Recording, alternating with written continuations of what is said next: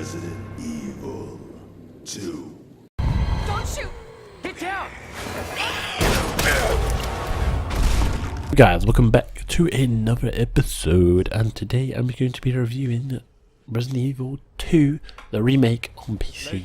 I'm just going to read the description of the game. Genre-defining masterpiece, Resident Evil 2 returns completely rebuilt from the ground up for a deeper narrative experience using Capcom's profoundly RE engine.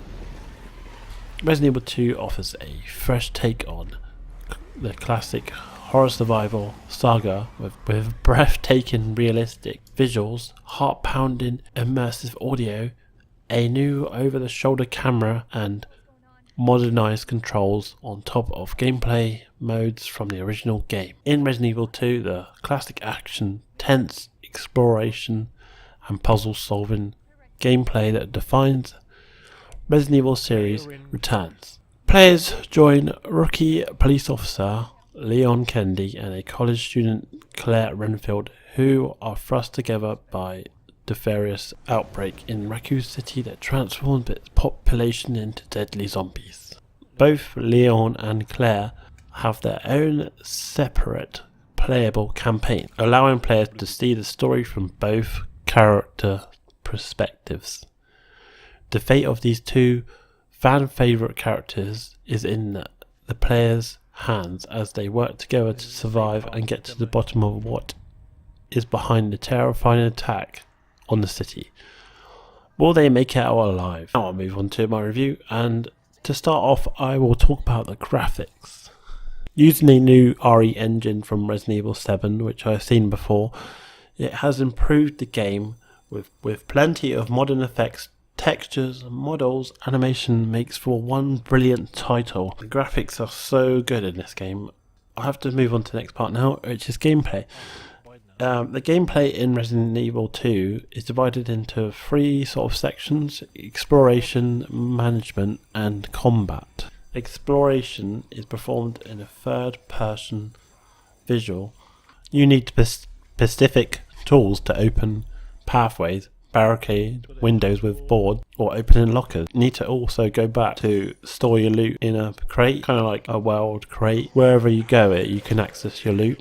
Some areas are only accessible when you gather more tools and keys, so you have to backtrack quite a bit sometimes. I found one part where you had to find all these chess pieces, so I had to go back quite a bit. There's like a management mechanic in this game. Your inventory space is very limited, and at the beginning you don't really get many expansions, so you kind of need to stash it in the crate I was talking about. So you got to optimize your resources at all times. Like, you can combine herbs and you can combine ammo, and sometimes when you use an item it will come up with like a little red tick box in the corner, so you can maybe discard it. So most of the time I was throwing stuff away a lot, and I kept running out of ammo, and I found it really hard to find ammo. I wasn't used to this game, because some games you have lots of ammo, lots of health, but it was a nice change to struggle. Most games I find a bit easy, because they give you lots of ammo and lots of health, but this one didn't, which was great. Sometimes you might not have space for critical items if you don't throw away stuff, so I kept trying to make space for more critical items.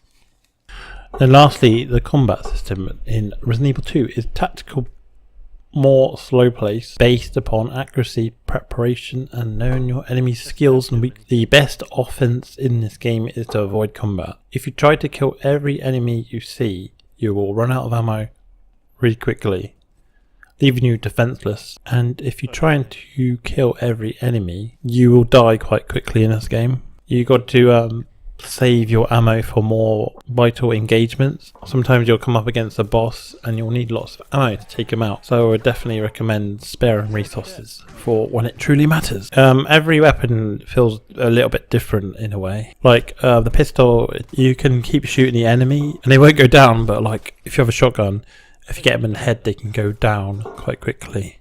They can be really tough, some of the enemies, and even when you think they're dead they can still get up, so beware.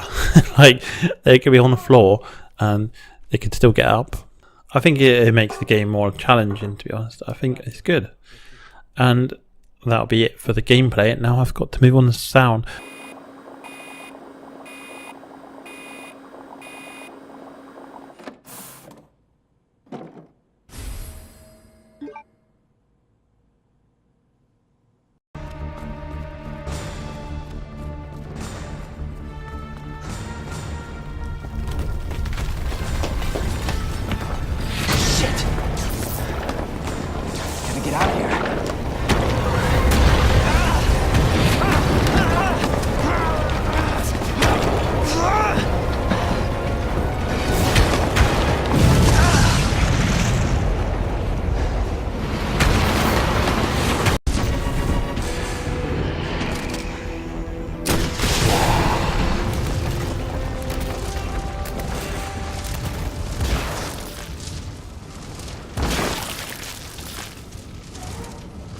I don't really have much to say about the sound except it's got excellent ambient sound, brilliant sound effects, and the voice acting is top notch. The last part would be the pros and cons.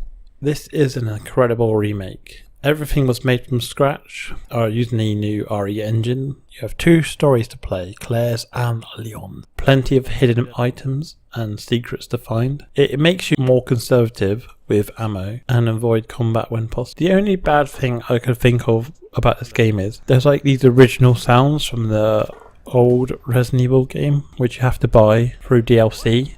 They should have really included that in the game, but in conclusion, Resident Evil 2 is a game I remember playing as a young boy, brought back to life with modern technology. One of the best remakes I've ever played and definitely worth every penny. And my score of Resident Evil 2, the remake, is a 9. The only reason I give it a 9 out of 10 just because they should have included the original sounds in the game. But other than that, I really enjoyed this game. If you liked this review, please give it a like, obviously, and subscribe if you want to see more. Goodbye for now.